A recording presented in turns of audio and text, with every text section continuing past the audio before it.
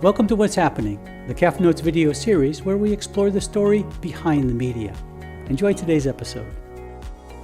This photo was taken in 2022 on a dairy farm in southeastern Paraguay, where I visited while attending a conference. Colonel Sommerfeld is a small city in southeastern Paraguay, but only a short drive from the world-famous waterfalls at Foz do Iguaçu. Let's fly to Colonel Sommerfeld.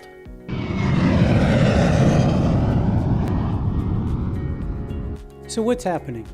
We know that calves need to start eating forage at a certain age, but the question is, when offered forage ad libitum, what would calves rather eat, grain or forage? Perhaps it's a bit like the question of what we would rather eat.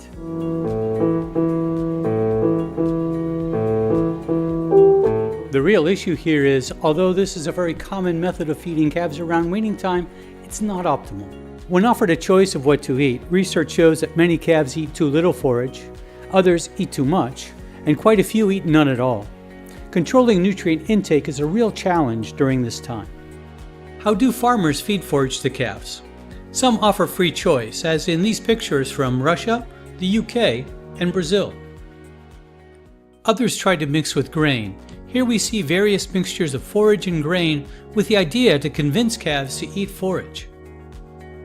Most larger farms that I've visited simply offer a section of the bunk as forage and a portion as hay, as in the picture on the left from China. The photo on the right is our same farm in Paraguay, and you can see that all the calves are eating the grain and none are at the forage bunk. The final two pictures are from the same farm in China. This group top-dressed the forage, expecting the calves would eat forage first and the grain only after the forage was consumed. As you can see, the calves were quite able to push the forage out of the way to go directly to the grain. Research from the Provimi group and published by Dr. Mark Hill in 2008 shows the variability in voluntary forage intake in calves when offered forage during the first 2 months of life. You can see that many calves ate very little or no forage, while others consumed some more. Canadian research suggested that when calves ate more than about 100 grams per day, that the risk of rumen acidosis was lower. You can see here that only 8 of the 24 calves in the Provimi study reached this level. After 2 months, calves will generally begin eating more forage voluntarily. The average forage intake is about 8 to 10% of total dry matter intake, showing us that calves generally prefer grain to forage. A better way to manage forage intake is by blending a dry TMR with about 10% forage. This ensures that all calves are getting the same nutrients every day. Here are a few resources if you'd like to take a deeper dive into the topic of forage feeding for calves.